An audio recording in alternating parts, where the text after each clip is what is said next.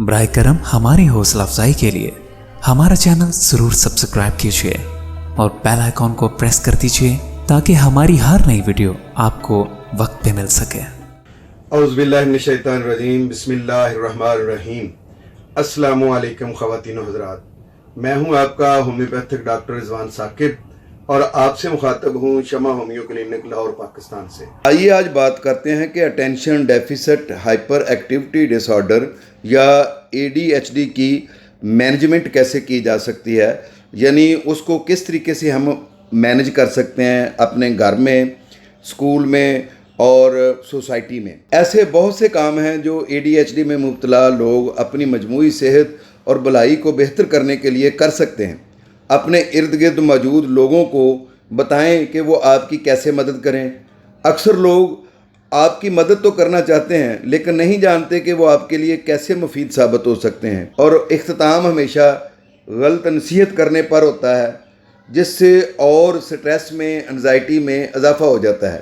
اپنی زندگی میں موجود لوگوں کو ان کاموں کے متعلق آگاہ کریں جو آپ کرتے ہیں، اور ان کاموں کو بہتر انداز میں کرنے میں آپ کی کسی کو کس طرح مدد کرنا چاہیے اور وہ مدد کس نوعیت کی ہونی چاہیے، یہ آپ کو خود بھی ان لوگوں کو بتانا چاہیے۔ اور سوسائٹی میں ایسے افراد جو ADHD کی مینجمنٹ کے لیے کام کر رہے ہیں، ان کو بھی سوسائٹی کو اس حوالے سے ایجوکیٹ کرنا چاہیے۔ اس کے علاوہ اگر آپ ADHD میں مبتلا ہیں خدا نخواستہ، تو باقاعدگی کے ساتھ ورزش ضرور کریں، اس کو اپنا معمول بنا لیں، اور اچھے معیار کی نیند لیں، یعنی وقت پر سوئیں۔ اچھی طرح نہ سونا ADHD کی علامت کو مزید بدتر بنا سکتا ہے۔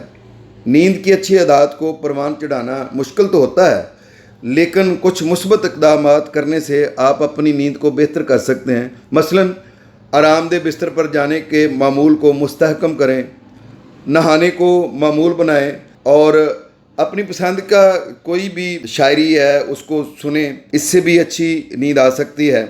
اور اس کے علاوہ اچھی نیند کے لیے اور بہت سارے ٹولز ہیں جو کارگر ثابت ہو سکتے ہیں، جیسے کم از کم آپ ہر دن بشمول اختتام میں ہفتہ یعنی ویکینڈ پر بستر پر جانے کے اور اٹھنے کے اوقات ایک ہی رکھیں۔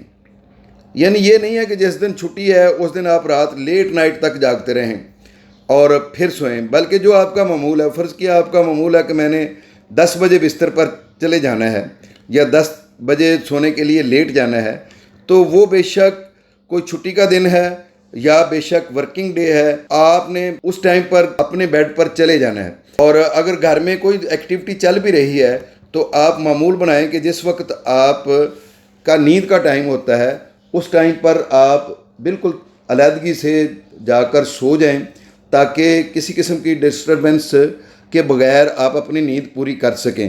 اگر گھر میں کوئی شور شرابہ ہے تو ایسا گھر کا حصہ جو ہے وہ منتخب کریں جہاں آپ پرسکون نیند لے سکتے ہیں۔ تو یہ چیز آپ میں ADHD کی علامات کو ٹریگر کرنے سے کچھ کمی واقع کر سکتی ہے۔ اس کے علاوہ بستر پر جانے سے 1 گھنٹہ قبل تک سکرین کے استعمال سے اجتناب کریں۔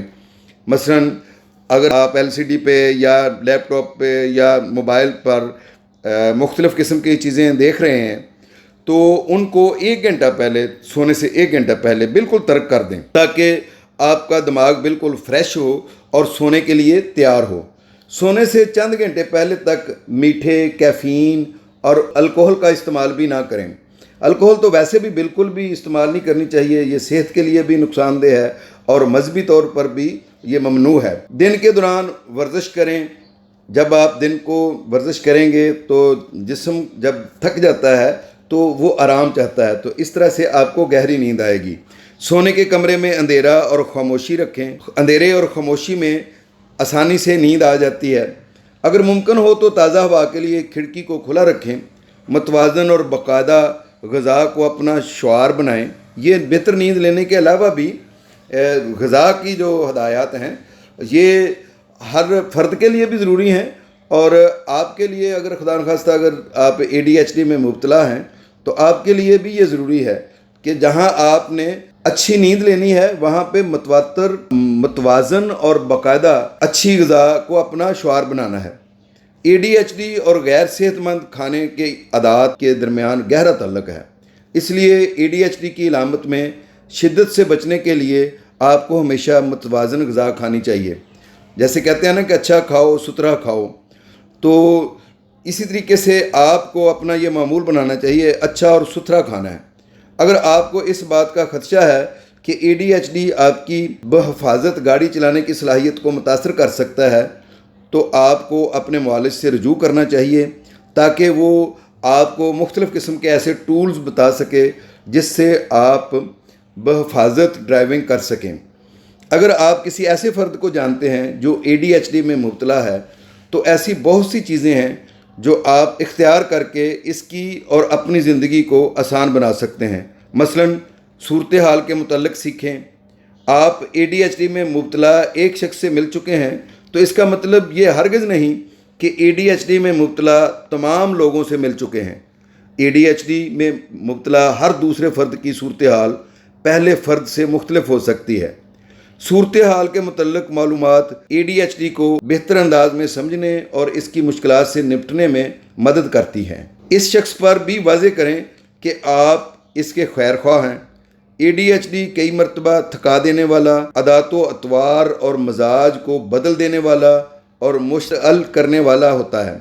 یہ زندگی کے ہر پہلو کو متاثر کر سکتا ہے، خاص طور پر خواتین میں جو ذہنی بوجھ کے ساتھ گھر اور خاندان کا کام کرتی ہیں، ان کے لیے تو کچھ زیادہ ہی تکلیف دہ ہوتا ہے۔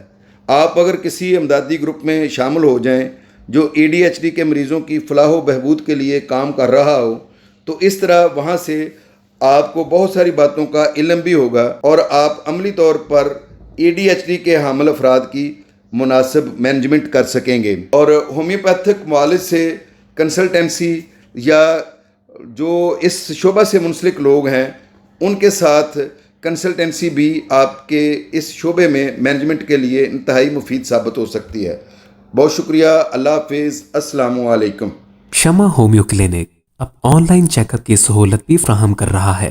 دنیا کے کسی بھی کونے سے اب آپ گھر بیٹھے کسی بھی مرض کے بارے میں آڈیو اور ویڈیو کال کے ذریعے مشورہ کر سکتے ہیں۔ مزید معلومات کے لیے رابطہ کیجیے 0303 7578 803 0303 7578 803۔